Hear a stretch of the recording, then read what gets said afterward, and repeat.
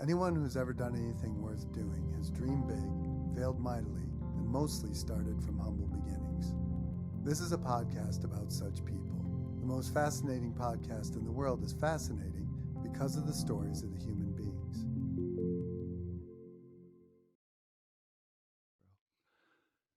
Hello, everybody. It's Pat DeCerbo, the most fascinating podcast in the world. It's not because of me. It has nothing to do with me. It has to do with the people that come on the show. Today we have Frank Popolizio. Frank is a former wrestler and a coach and founder of Journeyman Wrestling.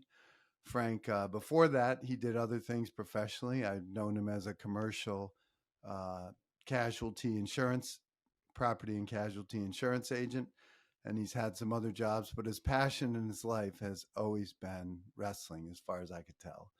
And I remember after I graduated high school and college, I would go to Niskayuna wrestling matches, and Frank at that time was, I believe, an assistant coach under Joe Bena, and he was just a voice for the team and very enthusiastic and really shaped a lot of kids' lives when he was really just a very young man.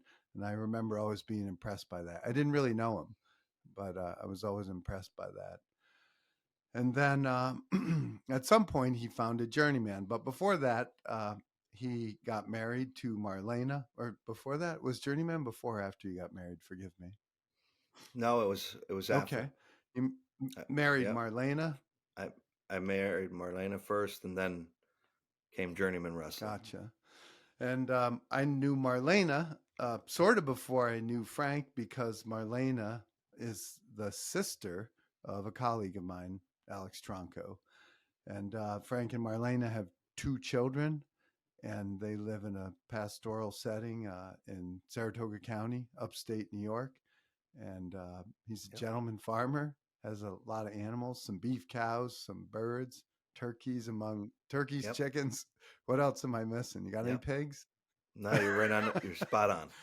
uh, A dog, and a dog. a cat. The dog and the cat, they're permissible today, but old time farmers, they didn't have them, right? Unless they were useful. Yeah. But Unless they were working the farm. exactly. So, as you know, well, welcome, Frank, I should say. Thank you. Thanks for having me. Likewise. Thanks for coming on. I know you're busy. But as you know, I'm in the habit of asking about people's earliest memories. And I just wonder for you, like, what are your earliest memories as a kid? Like when you were 4 or 5 years old? What's the. In general, like as just what is your first Yeah. real Yeah. memory? Just as a human being.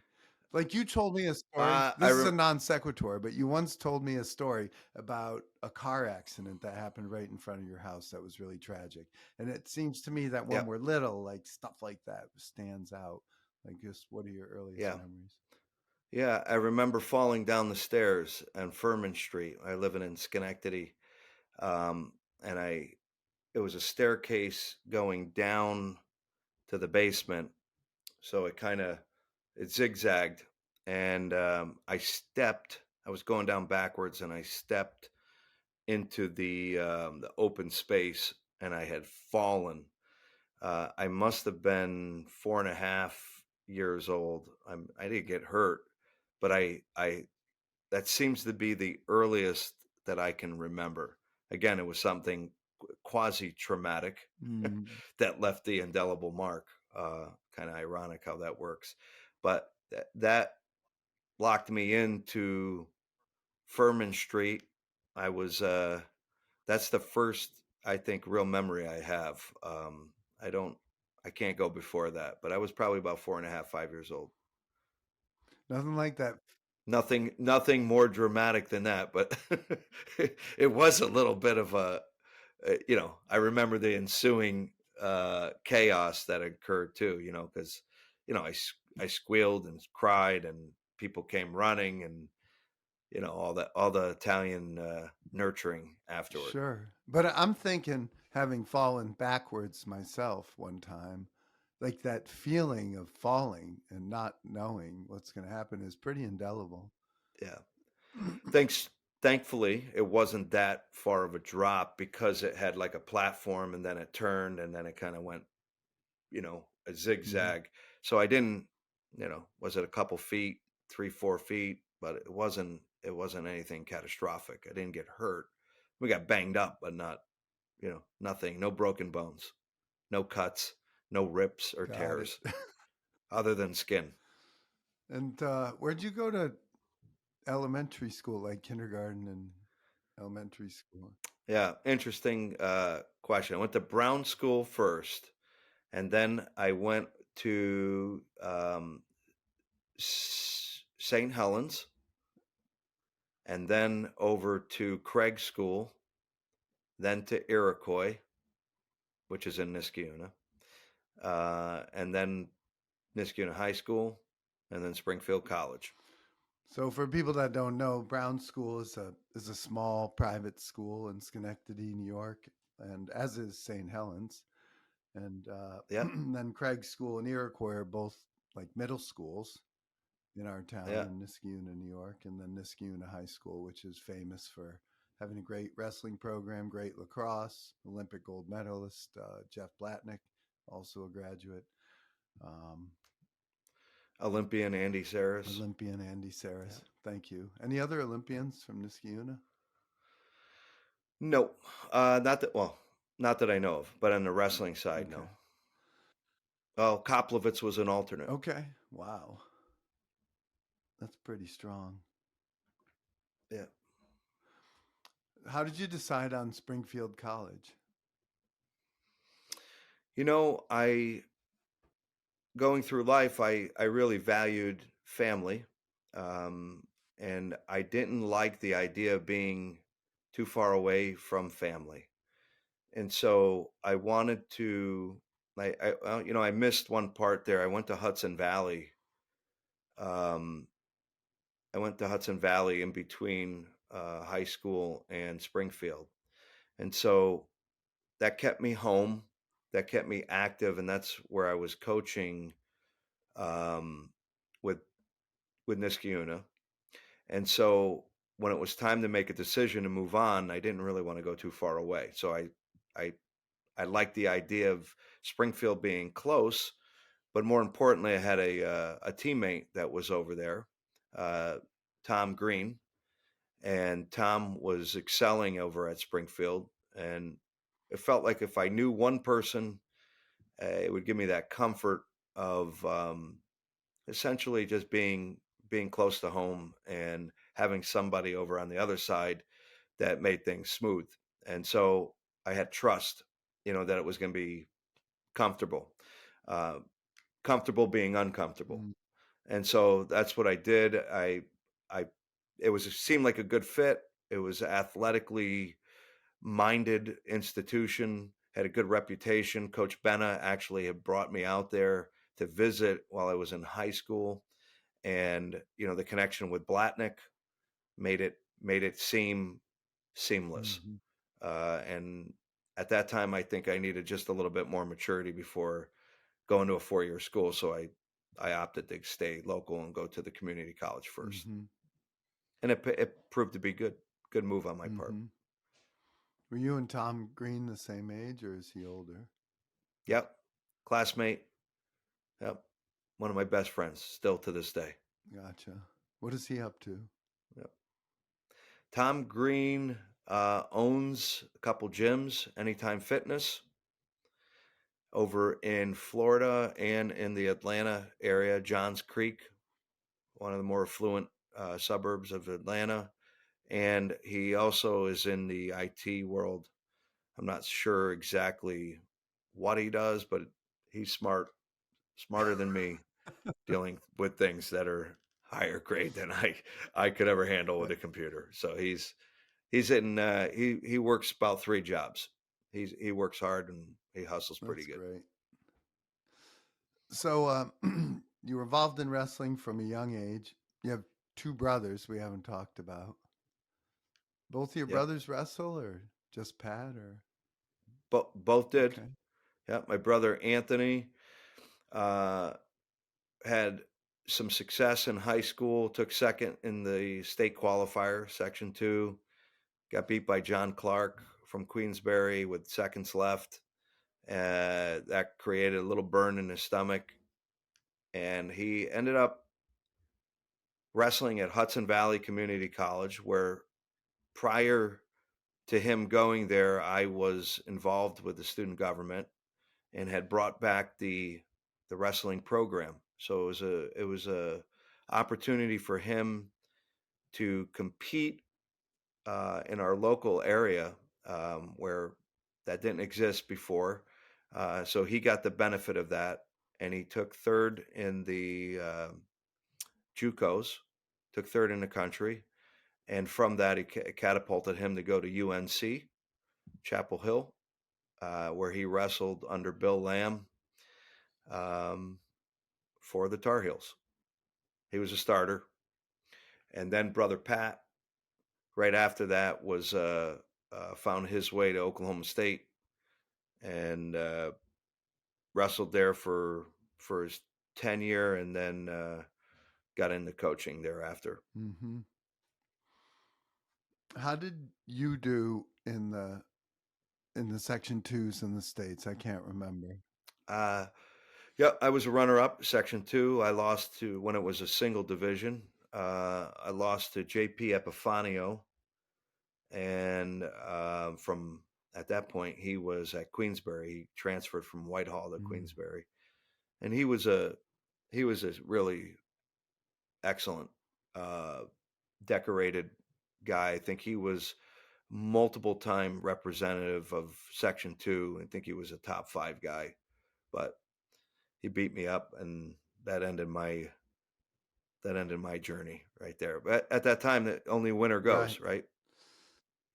Now it's a lot different. They take the top 2, and they have a small school and a big school, so there's a lot more opportunity. And not that it's a bad thing. I think it's a good Mm-hmm. thing. It gets people believing they can go, and then they get there and they build confidence, and it gets them to be seen and scouted and recruited, stuff like that.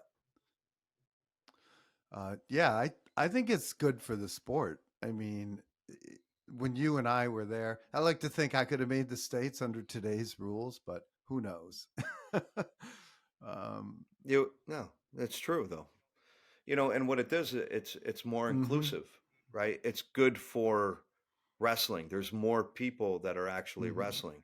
I think back to that era, where we go to the War Memorial Stadium there in Syracuse, which it was a perennial place for the mm-hmm. tournament, and they would have 11 athletes from 11 sections per weight class, plus your PSAL and your Catholic schools. So there were 13 representatives per weight class. So they would give buys, 3 buys in the bracket per weight. Um, and now you look at it, and there's over 24 guys in a weight class. They're full brackets, with pigtail matches, and you look in the stadium and It it's full. is. There's people watching because they're supporting all of those participants that made it to the state tournament. Mm-hmm. And you go from thousands down to 300. Ultimately, that's how many are going to compete at the state tournament. And I think that's I think it's pretty Mm-hmm. good. I think it just gets more people talking about wrestling, seeing wrestling, and honoring Mm-hmm. wrestling. So I don't think it was a bad thing at all. It's a good move. It's interesting because I just attended the Olympic trials as a spectator, Mhm. and Yep. at State College, Pennsylvania, and 6 weight classes is just tiny. When you think about it. It's that's honestly not a good No, thing, it's right? terrible. You have people that have to make these. Well, we've lost No people. doubt. They elect not to compete. It's too drastic of a Hmm. cut and weight, and and then if you go up, you're not Right. competitive. It's just too big. You get different frames of people. that make it really hard. Yeah. You know. I mean, a lot of it's, I mean, clearly everyone is skilled, but a lot of it's luck when it comes to where you fall, how much you weigh, just your natural Yep. body weight. But so you went to Springfield, you graduated from Yep. Springfield.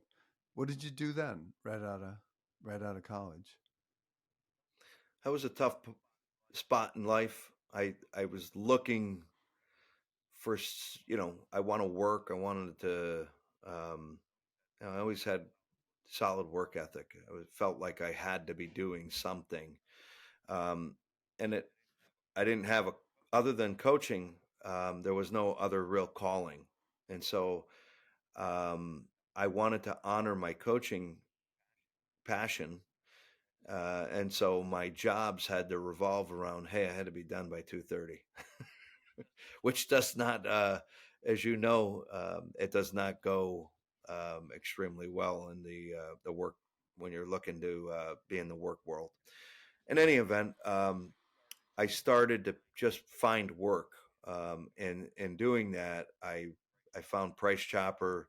I started working in their fish department, which allowed me to get up at 4 o'clock in the morning, go to work, and be out of there by 2. And I could devote a lot of energy and time into coaching. And so that's what I did. And then I would buy and sell cars. I had access to a dealer. My dad had a dealership, and so I would make some money buying and selling cars. Um, and then eventually I started getting into the landlord game. I had properties, and so I supplemented through several different uh, formats, I guess, if you will. And then, you know, it's you start looking around and like, do I want to work in a fish department for the rest of my life? And the answer was no. I mean, I didn't mind it. I kind of liked the early morning solitude for a portion of it. And then you got into managing people and stuff like that. But I wanted to do other things, and I started figuring stuff out at that point. Mm. But all these things were with your habit in mind. Like everything was Yeah, focused. yeah. You don't just wake up and you know be married to something, and that passion was early on. I got it as a competitor. I always loved to be sitting next to Joe Bena and talk about strategy and tactic, the coaching element of it. And even when I was in ninth grade, I was right by his side trying to have an opinion about what we should do. And to give him credit, like I think back, and I would wonder if somebody was young and their journey was next to me while I coach now, how would I respond? Would I be like, yeah, get away from me, sit down, you whippersnapper? And he allowed it. He allowed it, and I within, there were parameters. He go sit down over there, once in a while. But by and large, he started to embrace it, and eventually it would be like, hey, what do you think?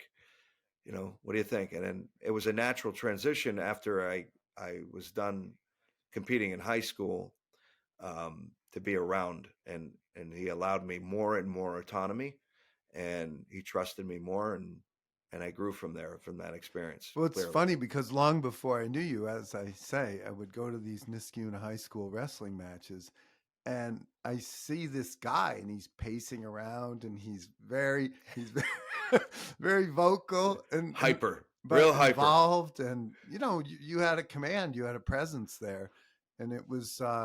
it was unusual. It was obviously you weren't the head coach, but you were super involved, like a great. I wasn't even the second coach, But right? And they had to remind me every once in a while, because Coach Rockefeller was there, and he had 100 straight wins in JV. So he put his he was he was a part of the foundation over there. He was a pillar of the success. And then they both allowed me time and mm, space. They allowed me to come in and have an opinion. They allowed me to be vocal. They allowed me to run things in the room, mm-hmm. which is you know takes trust, takes a lot of time. It takes time to build that relationship, and they allowed Hmm. it. And every once in a while, we'd have to have a reset. You know, Popolizio, you need to go over here, sit down, be quiet. And it would knock me down, and I would listen. I would listen, and I get too lippy or I get too excited, and Joe Bena was a master. He really was a master at maintaining his demeanor. He knew exactly when to rise and when to come down. Um, Never got overly aggressive with the officials.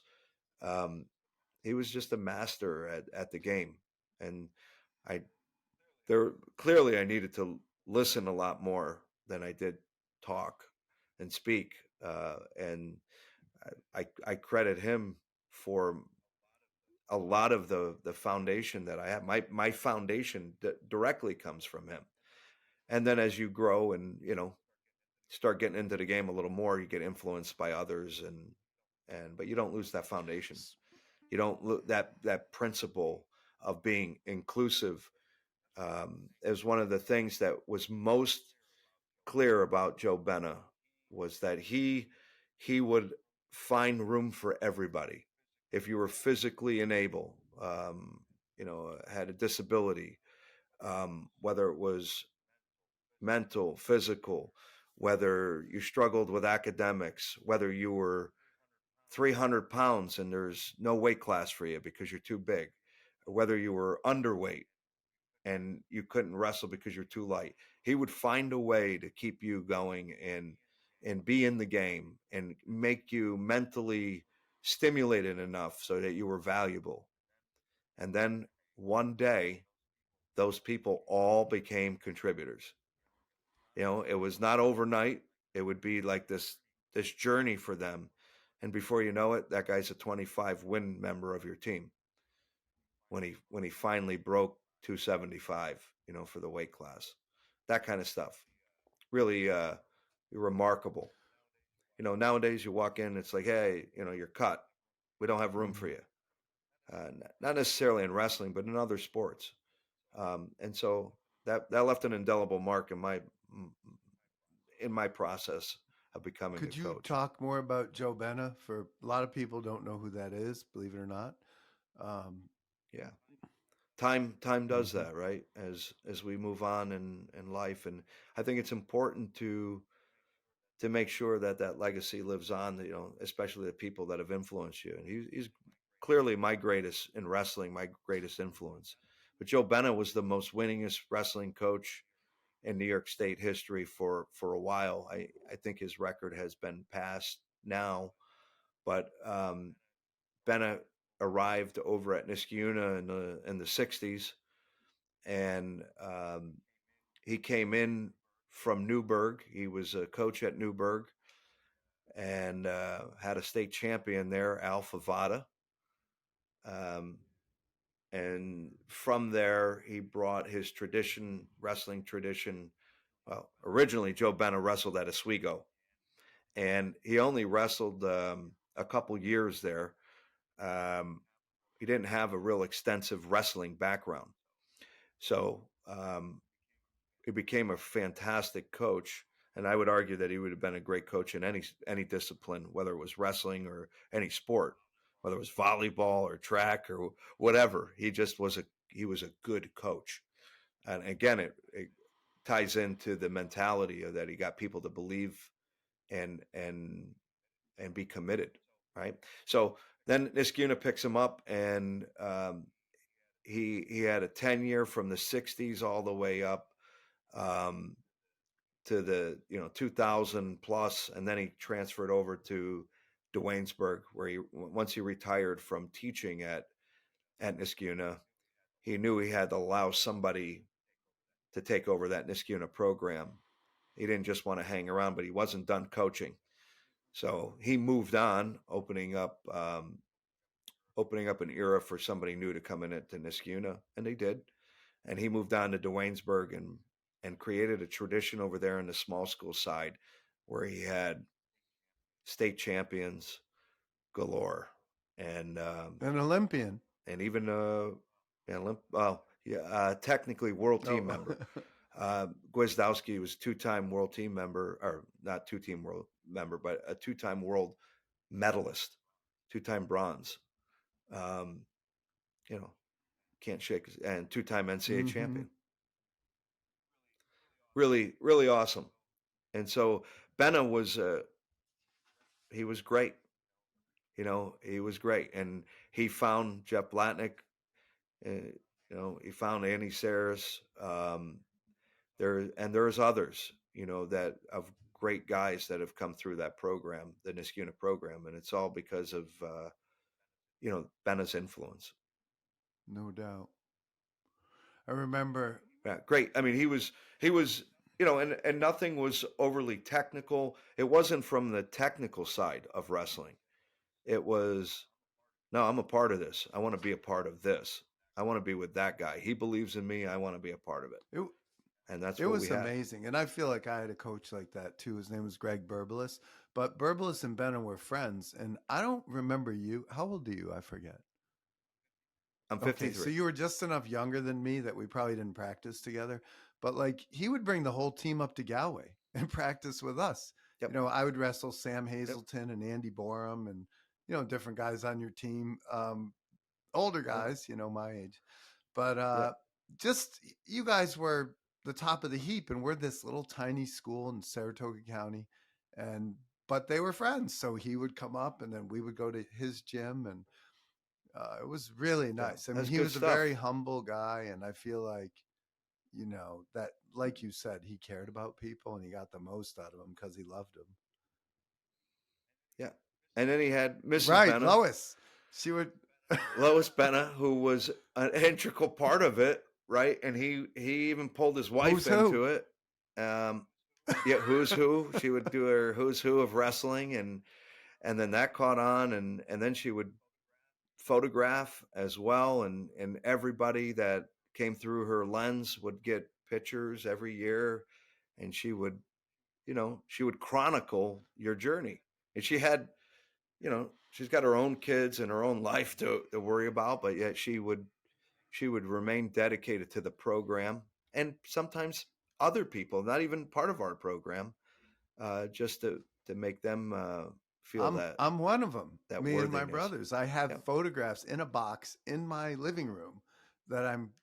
writing a speech right now, and I just going through these old pictures from Lois Bena, and I Yep. have not seen Lois in quite some time. But I remember Yeah. She's when Joe wonderful. got the record for wins in New York State. I had the article from the paper framed, and I sent it to him, and he thought that was the greatest thing. Yeah. He appreciated that kind of stuff all the time. Yeah. you know so a humble guy, very, very. Humility was the, I would say, one of the top attributes. Just never, never full of himself in any way, almost to a fault, right? Where he would never, if he had a microphone, he would thank others. Mm-hmm. Always give honor to others. So, with that foundation and your wrestling foundation, here you are, trying to find a way to dedicate your life to Yeah. the sport that you love.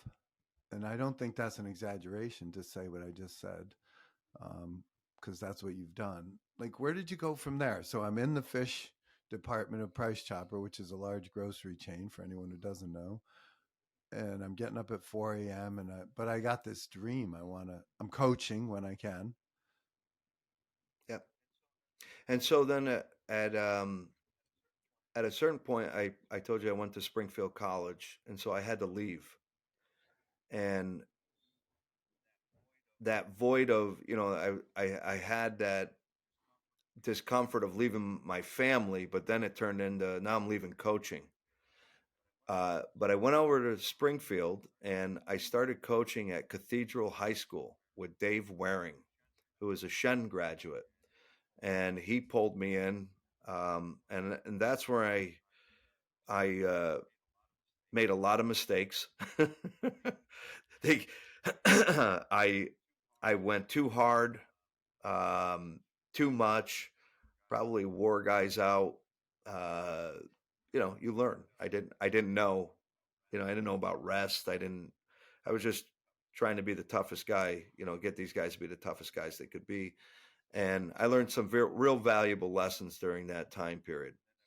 And then I would coach at Cathedral High School while I was going through Springfield College, and I would still come back every weekend trying to help develop my brothers and my cousins who were coming through the program at the time. And once I finished up at Springfield, I came back home. And that's where I got to really dive into um, helping with my family coming through. And at one point, we had my cousin Mike, my cousin Vinny, no pun intended there, my brother Pat, my brother Anthony, and Mike Bena, all on the same team. And then you couple in a guy like Kyle James, and they had one of the top programs, or one of the top teams in the United No doubt. States. I think we were ranked, and at that point, it wasn't like today where they had real, comprehensive rankings, but we were a top 25 team in the No United doubt. States. They had three guys in the state finals. And remember, it was a combined time period where there was just one division in New Mm-hmm. York State. And so you had Mike Bena, Kyle James, and Pat Popolizio all in the New York State finals, Three of which was 22 a real kids feat. from one school. That's a, Yeah, it was really, really impressive. But it was all that energy and time, of everybody collectively coming together, where you start when they're really little, 5 years old, 4 years old, and you drive them all over the United mm. States, and as a group, as a unit, as a team, and one would pull the other, when you're having a tough time or a tough week, somebody else is saying, come on, let's go, you got to be there with us. And that all culminated, um, with that excellent, experience, and then from there, it was really my brother Anthony that was like, hey, you look around, and we have a lot of friends, or family friends, that while growing up, they would follow their parents or their dad, into like what trade did they do? Were they plumbing? Were they HVAC? Were they doing like electrical work? And then, they were being mentored as they were little kids growing up, and we're like, well, what do we have? And I'm like, well, we got wrestling. And he's like, yeah, but there's no way to really pass that on. It's just, and there's no business to it. Um, and so he kind of challenged that whole idea to say we should start a club. Um, and initially, that was born through going to TNT, where Jack Prest had tried to fight the system, because in the area there was only one club in town, and that was Atwa. And Coach DeMeo had, he had the territory locked down. There was no other group that was going to try to set foot within this territory. And he did a great job. He did it for 30, 40 years. There was no competition. It was just really them. I mean, there were some competitors, but by and large, he had he held the reins to it. And so then Jack Press came in, and he tried to swim uphill and upstream, and fight that. And we aligned with him. We had like a club inside of the club, and we tried to get that thing going, and I did. And Can then you can you eventually, remind people who Coach DeMeo was and how powerful he was? he was super powerful. He was, when you think of Greco-Roman in the United States of America, this was Mecca. This was Mm-hmm. it. Albany, New York.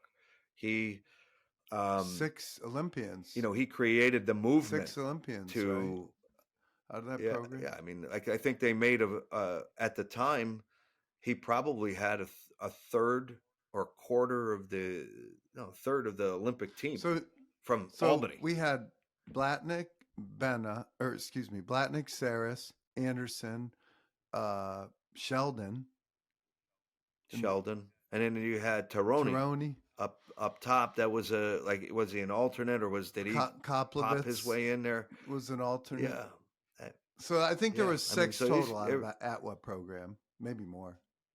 yeah, yeah, yeah. He was incredible. Um, but it didn't make well for And guy trying to come through.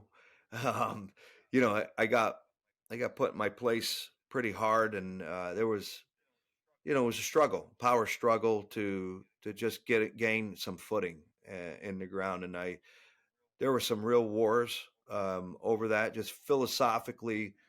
Um, you know, obviously respect. You have to give respect. He did unbelievable, and we're not talking local. We're talking not only United States but world mm-hmm. level for the Gold sport, medalist. the discipline. You know, he is. And here's the irony: I lived probably 7 houses away from him. We were literally around the corner, around the corner. And then later in life, he moved, I moved, and I was less than a half a mile from him again. Right? We were close proximity to each other. In any event, my brother ended up going to Oklahoma State, and for me, that was the moment that life changed. You know, Pat went there, and I then was introduced to John Smith, Pat Smith, and all of those that fall into the cowboy family, and it it was a revelation for me. I got to see the technical skill that was being taught.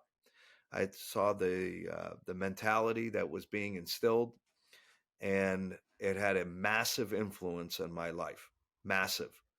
And so I took that influence and wanted to create a club in the area that would honor that, speak to that, But and I who did did. you think you were?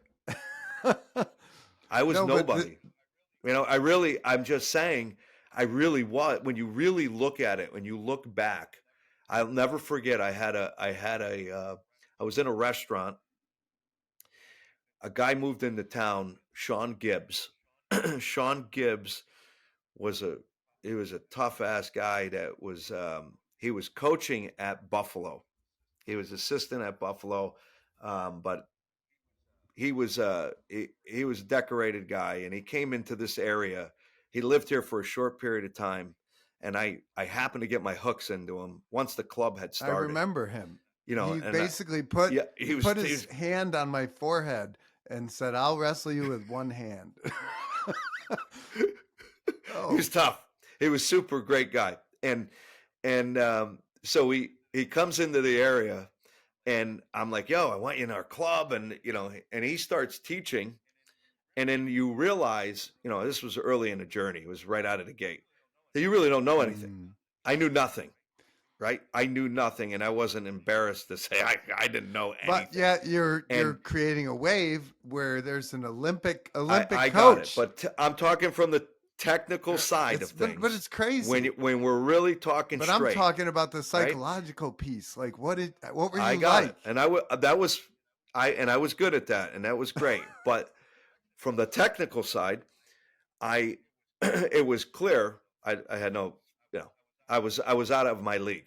Anyway, it was a couple years later where I was in the restaurant with Sean Gibbs, and he's like, you know, America's a great place, you know, and we're talking. He's like, look at you. He's like, you got no business running a wrestling club, you know, and it was complimenting me, but it was the truth that, you know, I found my way when I really had no business doing it. And in spite of it all, I kind of kept my footing.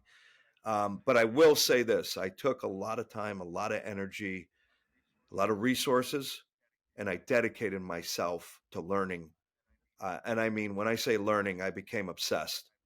I couldn't get like I was with Joe Bena. I was like that with John Smith and Pat Smith and guys like that. I would, at any free moment I had, I'd fly to Oklahoma and I'd be around these guys. I'd get up before dark if I just to be in the room, find out, set up video. Um, I got so many tapes, camcorder tapes of just skill and taping these guys and live goes and situations. That changed the game for me.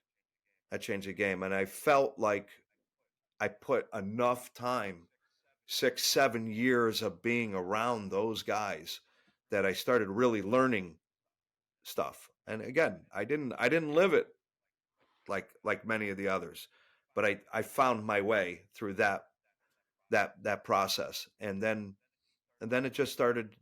Things start happening from there, I also got influenced by going to matches where you go be part of the Bedlam series, where you watch Oklahoma State versus Oklahoma and watch an arena Mm-hmm. full.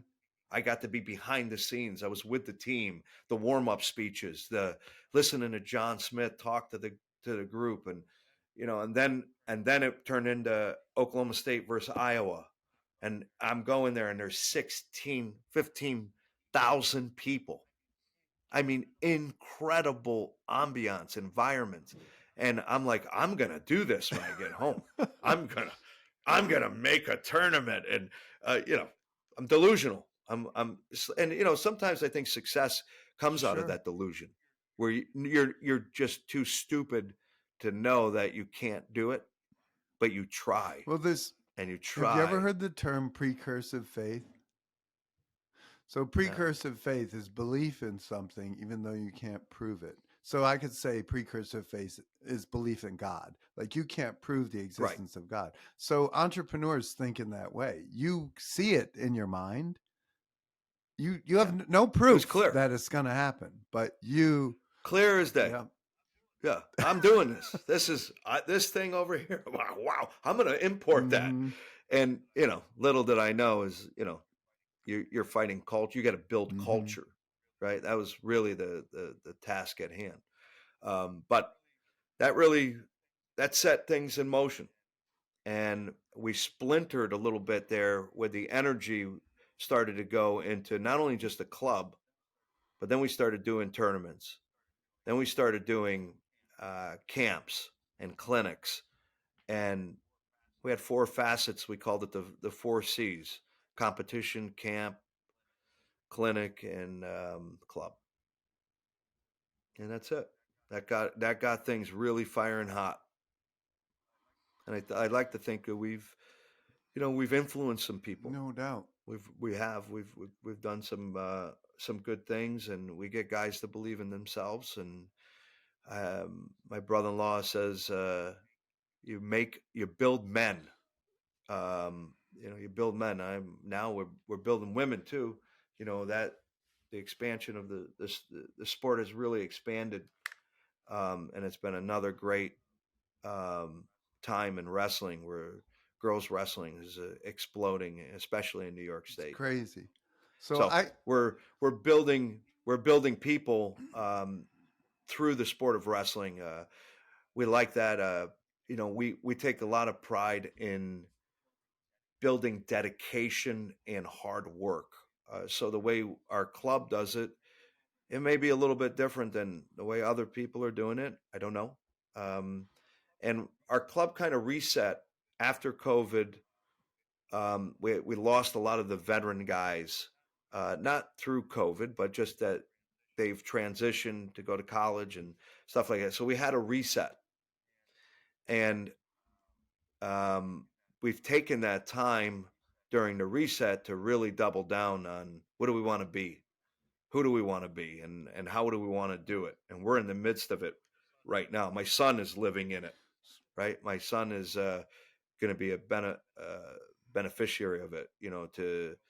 To go through this process. We've brought in Dominic Moyer, who was the co-head coach over at Northern Illinois, a guy that was in the college game for 15 years as a coach, and we courted him to come here, and it was one of the best moves we ever made, to bring a guy with that kind of expertise envision, to our world and marriage the two together.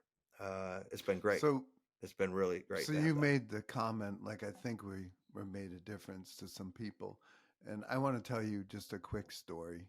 I was out about a year ago at Grano restaurant in downtown Schenectady. And I ran into this lady whose kid you coach. And she was with her husband, who was not the father of her kid. And Yep. somehow we got on the topic of I was a wrestler at one point, and he said, "Do you know Journeyman?" And I said, "Yeah, I know Journeyman." And he said, "Those guys change people's lives." And he was talking about you and Sean Miller, and he just went on and on and on. And I was like, "Whoa!" Like, I know him well. It was really great Yep. to hear. Thank you. Thanks for mentioning that too. I think of all the things I do in life, other than being a father and a husband, uh, this is without a doubt the most profound is the impact that you have on young people that are coming through at a time where they're trying to find themselves, they're trying to believe in themselves, and you give hope, you Direction. give Mm-hmm. strength, yeah, and they get them to actually be who they are. You're not building, you're building it, but in a way you're supporting them enough. It's what's inside of them, and you pull it Mm-hmm. out, and they start building this bond with each other because they're suffering together. And suffering is good if it's controlled suffering. Um, and you put people in trying uncomfortable positions, and you get comfortable being uncomfortable. And we've done a good job with that. I think that's one of our areas, and it's not for everybody. It is not for everybody. Sometimes people balk at it. They say they want to listen until the point that it gets just a little too uncomfortable, and then they don't listen. They go in a different direction. But I think we have the right balance, if you will, and it's been that's the thing I'm most proud of, and I enjoy the most. I still, to this day, I'm 5 days a week in the off season in the wrestling room, even though we have coaches in there and doing their job and doing it really well. I still want to be a part of it and still have an So, as influence. you know, I'm sort of like a casual fan, but pretty well informed. I think I don't know if you're casual. but, You're pretty but good. You're fan is the word right. fanatic. You're So I'm there. I'm one of you're in them. it. But I think of wrestling as a metaphor for life. Like, there's lots of metaphors for life for sure, but you're teaching lessons. They can be taught other ways, yes, but you're teaching lessons in that wrestling room that are timeless, and it transcends professions, it transcends language, it transcends nations. Like, I heard, do you ever listen to Brene Brown at all? Oh No. God, you got to listen to her. She's amazing. She made a quote, and it's an old quote, but I just listened to it last night. She says, "I've never done anything worth doing comfortably." And I was like, Yep. "Yes." And she has this whole It's thing true. about what she calls, and I'll get it wrong, but the gist of it is shame and authenticity. She posits that what really holds us back is, in my words, our fear of worthlessness. Like, so many of us carry around so much shame that we're afraid to move forward because we're afraid of the possibility that if we fail, we're not worthy of love. If we're not worthy of love, that's proof of our worthlessness. And she says, don't look in the world for proof of your, this is my word, worthlessness. Look in the world for proof of your worthiness. Like, you can look for either. It's just a mindset. Like, I can show you Yep. all the things I've done wrong in my life or all the things I've done right in my life. Like, I feel like we need to, these kids, adults too, but we need Yeah. like timeless lessons like this, because in my view there's so much junk psychology out there and people saying things that are just fundamentally wrong. And I'm not really that religious, but I've read history, philosophy, religion, self-help, hundreds if not thousands of books, because I want to know why I'm so wacky. Like, why do I think the way I think? I'm crazy, right? So I went to books to find it, and what I found was there was these timeless values, and very few people are talking about them. You're talking about them. Brene Brown's talking about them. And those are the people I think that are going to be the leaders, because Stephen Covey says there's so many of us that are whacking and hacking at the leaves when the problem is in the roots of the tree. And I Yep. really, that's, you get Yeah. these kids before they can get to the gangs, before they can go the wrong way with drugs and alcohol and everything else that can bring them down. Social media, like, we talk about it all the time, that it's not that hard to Mm, win, to have success. You have to weed out the mm, distractions, right? The gambling, the womanizing, the drugs, alcohol, lying, laziness. We go through a list of them, and we try to be straight. Like, and I wonder if that's another thing that we've lost through the battle here, is that we always feel like we have to sugarcoat things, or we can't be honest, and we work really hard to be honest well, with people in one our. thing, and you didn't ask for my opinion, but unfortunately, I know you so well. I'm giving it. Yeah, I would. Like, I well, love your what I opinion. like to do when I'm trying to convey something is I like to keep it in the first person, because if I keep it in the first person, nobody gets hurt. In other words, I have all these flaws. I can talk about all my flaws, the potential for shortcuts. Yep. I don't want to work out. I want to eat bad. I want to drink a gallon of wine. I want to do all those things. Not Yep. you don't do that because it's bad for you, but this is what I do. And when people see someone in your position or my position admitting that they're subject to the same laws of nature, it really allows them to, in my view, internalize it. Whereas when I lecture to people, nobody listens. Nobody listens. Nobody listens. I got to tell you, though, we talk about using the sport as a vehicle, a metaphor for like life, right? I look at you, and I think, you're one of the most disciplined human beings I know. Mm, thank you. Right? Of all humans, all humans. I'm talking world champions, Olympic champions. Um, and where did that come from? I'm sure there's parts of your life that came there. There's pockets that you pull from, but wrestling, or that process of training in wrestling, and that journey that you went through over in Galway, New York, you know, bled over into what you do today. It's undeniable, right? You get up before the sun, and you're working, and you're you're a dog on a bone, Mm. right? You're a dog on a bone. You don't lay down. Where did that come from? Where did the learn to fight inside of the fight? There's a fight in general, and then there's these little skirmishes that occur within it. And how do you learn to you don't just wake up. You don't just wake up and become great. There's a process Well, there of learning how to well, micro you fight. that's a great, if you will, way to describe it. Like, I heard from this guy one time. He was in sales, and he says, "My life is the manifestation of every decision I ever made." So he says, "What time do I get up this morning? What do I eat? Do I work out or not work out? How much sleep did I get? Do I drink enough water?" Like, he just broke it down into these tiny little, and he kept it in the first person. So I was like locked in. So he happened to be in sales. And he said, if my commitment to myself is 25 phone calls today, like, people talk about accountability and all that stuff, and that's great. If I tell you I'm going to make 25 dials, I talk to my buddy Rich every day.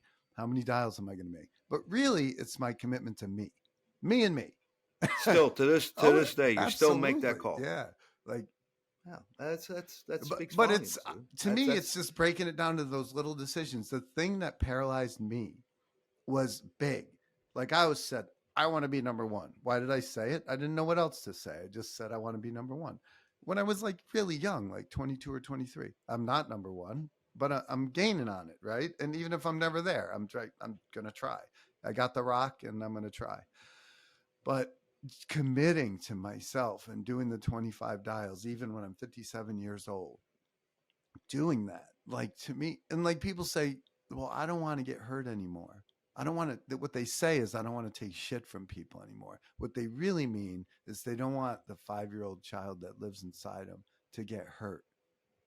And they yeah. forget there's a 5-year-old child. They know deep down they're afraid, but they don't want to admit that. They want to say, I'm a millionaire, or I got enough money, or whatever. I'm not going to take shit from other people anymore. And to me, that's hubris. That's the beginning of the end for me. I'm on my One thing knees. I've learned, one thing I have picked up over the years is that greatness is tied to longevity, right? So the guys that are really, really great seem to always have a knack at staying in the game a long time. They don't burn too hot and find themselves out. So at 57, you're still I'm in cranking. my You're prime, still baby. fighting.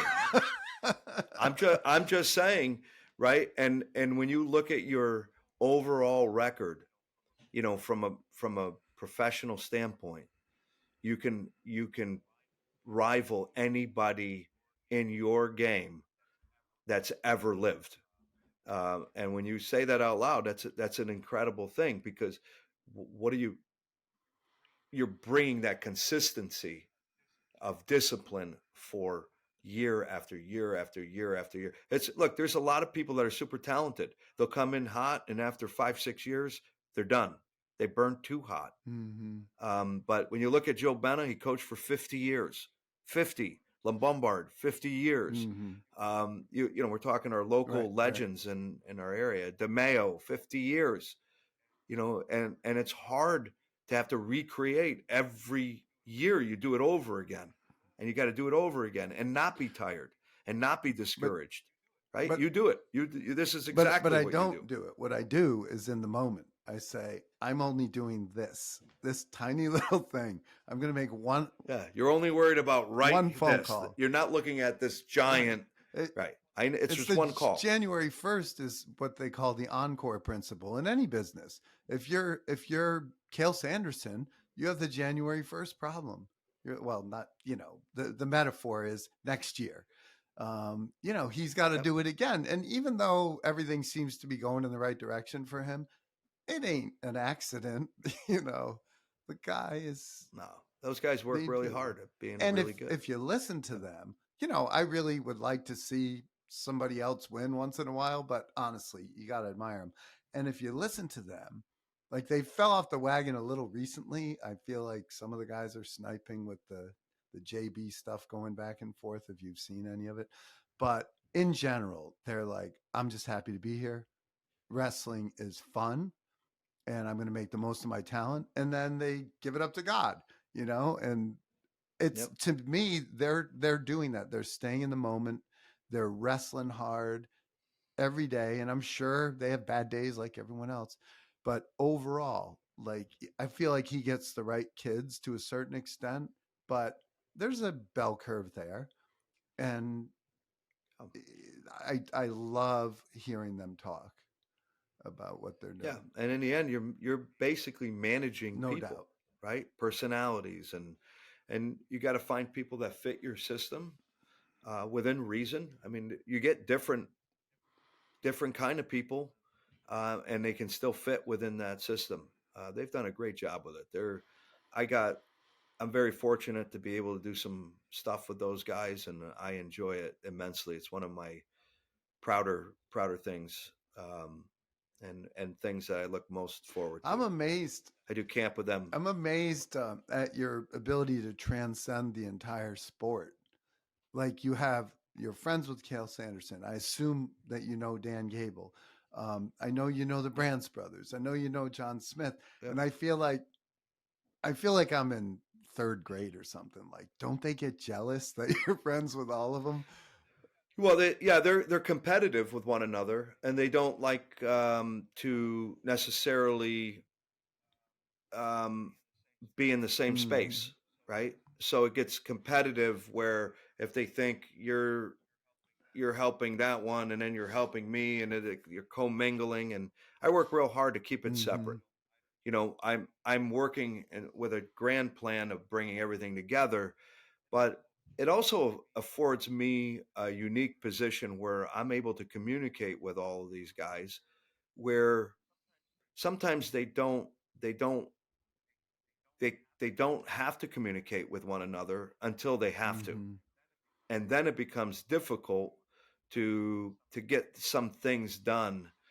So you need somebody that knows You're the people, Switzerland. right? And yeah, kind of what's his mentality? Well, that's too hard for the way he thinks, and that's too light the way he thinks.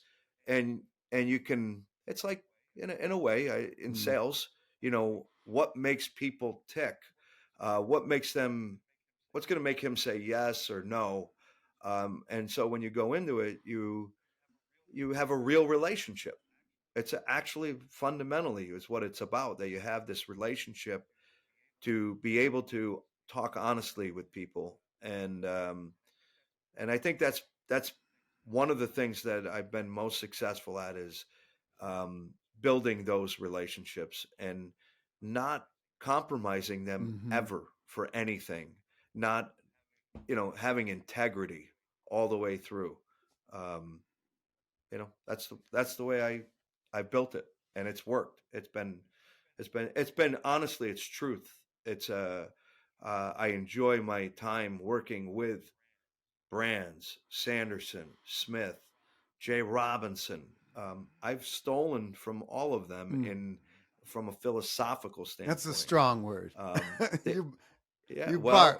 well, financially, I'm military about not one penny, but I'm saying philosophically, I've pulled all I could from them. I Mm-hmm. mean, Jay Robinson's one of the best marketing guys Mm-hmm. ever in our sport, and I've so enjoyed listening to his philosophies and talks. And Smith is completely different than Sanderson. Sanderson's different than Brands. Brands is different Mm-hmm. than, but they all Mm-hmm. win. They're all really really good at what they Mm-hmm. do, and you know, I like to tap into all of Mm. them. That's great.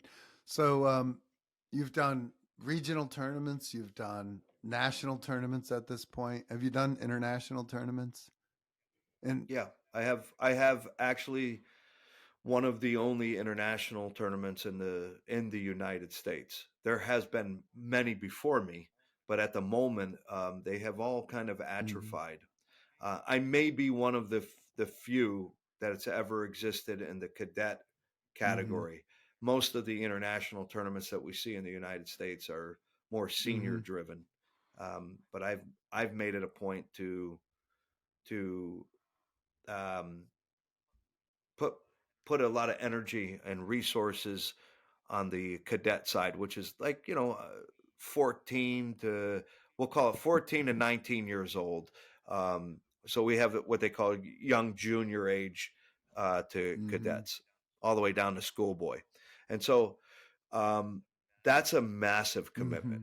That's another example where it's not a good business decision. That's Mm-hmm. passion, and I have followed this passion. And I almost think sometimes where I have such a clear vision of what I see, that maybe I'm too ahead of it. Where, and that may come across as arrogant, and I don't mean it that way, but I'm so focused on what this should be that some people haven't arrived yet on it and don't see it the same way. And I've been pulling and Mm-hmm. pulling and pulling, and I hope I'm just ahead of it. I hope I'm not Oh wrong. well, In the that's you're never. It's never 100%. Like you precursive faith. You had the vision. It's in your head, and yeah, you made the yeah, decision. And eventually, you'll make it right. It may not resemble what you thought it was going to be in the end, but you'll make it right. right. Um, That's been and that one is that's hard. I mean, we bring over almost 90 international wrestlers, coaches in the spring, and we'd bring another 50 in the fall. The girls in the fall, the boys in the spring, and they train here. They live here for about 10 days, and then they compete here against the best in the United Mm, States. And that is a massive undertaking, just logistically getting visas. mm, I I have to be one of the more veteran guys now to be able to work through that visa mhm, process. It's hard. It's arduous. It takes a lot of time, and we've now have a track record. So in that game, the more of a track record you have of people coming here, doing what they're supposed to do, and then returning back mhm, home mhm, helps you. And we've been pretty fortunate that we're dancing with the right people, uh, you know, our international counterparts. So it's been working. mhm. It's been working. We got just recently 19 visas from Kyrgyzstan. It wasn't too long ago where there was a gap of 20 something years where Kyrgyzstan couldn't come to the United States or hadn't come to the United States of America, minus the world championships in Mm, Vegas that's amazing. back when that happened. So we're talking now every year getting 20 visas. Um, that's through, I think, our effort and the people that No support that. doubt. We work tightly with Athletes in Action. They're a tremendous group, and they have partnered with me a lot in the journey here. And specifically, Rob Bronson has been has been a huge, I would say, a pillar in our effort Mhm, here, and it's been a good. It's been great. I can't say enough about it. I'm passionate about it. I think international wrestling is awesome, and I don't even mean the wrestling part of it, the mixing of mhm, cultures and having just the common thread of mhm, wrestling and building these bonds and relationships. Guys are visiting years later, going to visit mhm, people years later. We're going to Italy this July. We're bringing almost 40 guys over to Italy to wrestle with Coach Liuzzi mhm. and the Italian team. Um, you know, that stuff. It's just I met Liuzzi 20 something years ago, So and that's a brotherhood that he's literally like my that's brother. awesome. I like to tell stories about my friends, but you know Joey McKenna, the wrestler. Yes. So I know him. Yeah. Yeah, I know. I know him reasonably well, He's good. and he by himself 2 years ago went over to Kazakhstan for a tournament, researched everything, entered the tournament. He said the communication was Yeah. kind of not that great. You know, they just said it's like $400 to enter. Just send us your money. Yeah. He's like, I don't know where I'm going to stay. They ended up putting him with a family there, and he had the greatest experience. And Yep. then he did it again last year, and some other Americans went with him. I think Yanni went over with him actually this year. I Jordan Burroughs Yeah, wrestled there. all three of them went. Yeah, Burroughs, right? Yeah. but that I was mean, it's initiated by Joey, who researched it on. and you know what? He took a Yeah, blind yep, jump he did. in faith He there, really right? did. And then all of a sudden you get there, and these people are like, "Hey, we Yeah, got you. no problem. Come on, we got and no Lifelong problem." friendships now. And then it starts to grow Yeah. roots. And you know what? I've got some of the most loyal people that I've met are coming in from other places, and they're begging us to go. I think next year we may hit Central Asia. We have to go back. We have to honor their request. They have come here so many times, and I would like to bring a group. I think we're going to work with Athletes in Action to bring a group over to Central Asia Wow, and get that experience of being in the mountains in Kyrgyzstan and training where the big horn sheep roam. man, It's pretty no awesome doubt. stuff. I sent actually Jesse Mm-hmm. Porter took me Mm-hmm. up on it. Jesse Porter's Mm-hmm. Olympian, right, for through Yeah. Journeyman, um, and he's a world team member. And he went to go train over there. I sent him over there for 2 weeks. Um, you know, they picked him up, and it was like, "We got you. Don't worry about a thing." And they took care of him. And he had an unbelievable life-changing experience That's training with those terrific. guys. Yeah. So we got to do more of that. It just costs money. It's the I probably in 10 years have spent over $1 million to do that, hosting them. I don't know if is it worth it? I don't know. I'm sure if I had $1 million in my pocket, it would be different, set of circumstances. But I feel so passionate about it and influencing the young people that I don't plan on changing course. And I had every reason to quit doing it, but thanks to USA Wrestling, Rich Hmm. Bender, and the UWW, these guys allowed us to be a developmental program where the UWW said, "Hey, you don't need a license because we're going to make this a developmental tournament," and we were the first one that they signed off Mm. on. So everybody, comes through the tournament is under this program, and it's been great. I mean, look, PJ Duke just made the world team, right? The Hmm. U20, and in his interview, they put a microphone up to him, and they're like, "Hey, you haven't wrestled a ton this year, but I saw you went down to the international tournament, the Journeyman International tournament, and he spoke to the impact that had. He wrestled the guy that took world bronze medalist Hmm. there. And so maybe gave him a little confidence. Maybe it gave him just a different feel, a different look, and it got him motivated that like, I'm going to do this. And now he's on our world team. So that's an example. Like I think we're having an impact It's just at a high end, right? That's the highest end. it's, it's And even my mhm, son, who's just in the early stage of his journey, is like hanging out at a table where nobody's speaking English, and he's with the mhm. Uzbeks. Um, he's riding on the bus with them, and they've kind of like adopted him. And how they communicate, through translators and whatever, it's Yeah. amazing. It's actually amazing. Mhm. But That's so awesome. And, I mean, you just could go on and yeah, on and on. I do want to. yeah. I mean, the international thing is a something I get passionate about. I get on a tangent on it, That's but I um, I thanks oh, for my bringing it up. pleasure. I love it. So you've just done so many things. Again, people who don't know you, you're a member of the United States Wrestling Hall of Fame, and just in case anyone's under any misconceptions, the kind of wrestling that we're talking about has nothing to do with like WWE or not that they aren't great athletes, but this is freestyle wrestling, Greco-Roman wrestling, folk style wrestling, and there's a Hall of Fame Yeah. in America, and Frank Popolizio is in it, which is a great, great honor. Can you talk a little bit about that, what that may have meant to you, and Yeah, it was vocationally, it's the highest honor that one could have for being in this game. I've dedicated my life to wrestling, and to be recognized by the your peers and the legends, it's humbling. It's an unbelievable experience, and they do a great job at the National Wrestling Hall of Fame.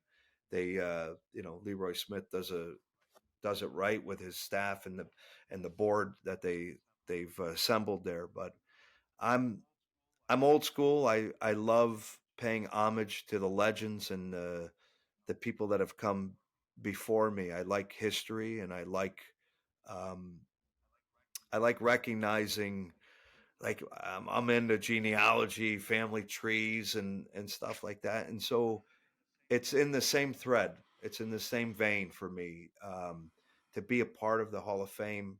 Uh, you're recognizing, and you're keeping legends alive, is the way I look at it. And having that hall in Stillwater, Oklahoma, is one of the best things ever. And I just I became I felt like it was a real it was a tremendous honor, maybe the highest honor I could achieve, mm-hmm. right?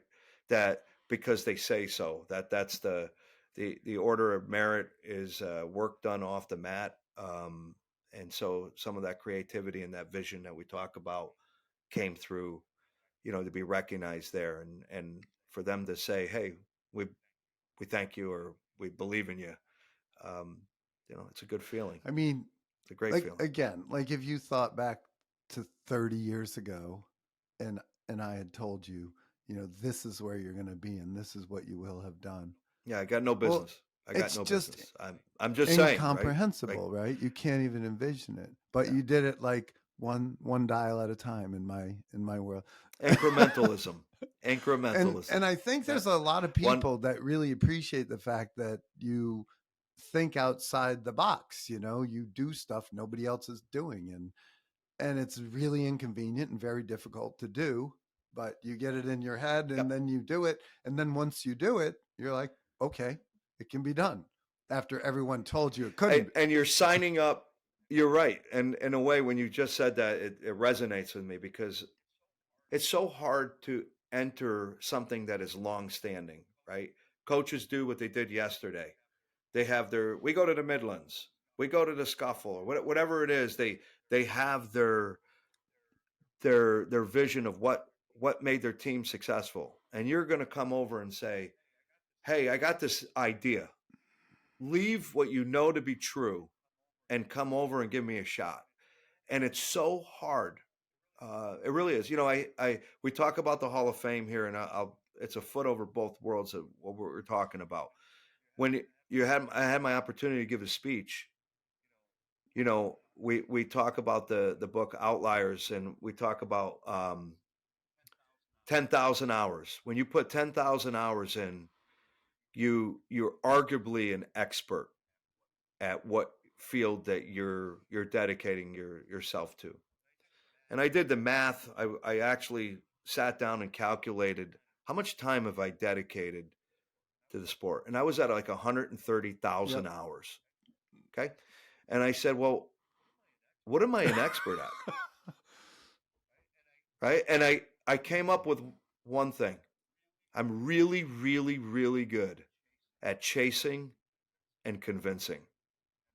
And that's what I basically got into the Hall of Fame for, is being able to chase people and convince them to try this, do this, walk with me, take a walk with me. so Let's do I would this. say the impetus comes from your ability to envision it. Again, I hope that doesn't sound presumptuous. Yeah. You can see it, No, and because you can see it, you can communicate it to these other people, and you get them excited. It's fun, they, yeah. I like to think that it is fun, but what I'm doing is I'm signing up for something that's hard because you have to, commit. creating something from nothing is the hardest thing in the world to Amen. do. Right? Come up with this idea and say, "Hey, we're gonna do this podcast. I want to do a podcast." Okay, great. Do you have the equipment? Do you know how it works? Do you know the technology? Do you have the relationships? And then it's like, hey, you got to do that every week or every month or whatever it is. It's not just let me try it and let's throw it against the wall, see if it Mhm. sticks. Right? In order to actually Execute. grow roots, you got to water Right. this thing, and you got to trim it and you got to prune it and you got to get it to really Hmm. grow. And it's hard because it's not existing. It's something that you envision and you have to make. And that's You the know hard what's part. funny Like, that getting residuals is awesome, right? Like when you get residuals, you don't have to do anything. They just renew. And money, but they renew every year, and it's, well, or we can say, hey, let's go after that new guy Mhm. and let's convince him that I'm the answer, that I have something that he needs, and that's a lot harder, Amen. right? But that's the point It's about the yeah, 5-year-old child inside me. Like, I don't want to get hurt either, but yeah, I'll be bored. I need the rock. And you need again, you need the yeah, rock too. yeah, yeah. We're cut from the same same So, cloth. I'm in the habit of winding up with asking a couple questions, but one is there anything that you might like to say or ask me that we haven't covered today? I want to do.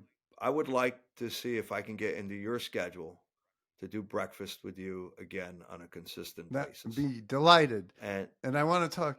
I found that I've done that a couple times with you, and I value how you think, and the way you've been able to have such an incredible success. And I think it can influence me. And I'd like to do Me that too. again. I've gotten off track. I don't know why or how come, but it's something that, I watch you.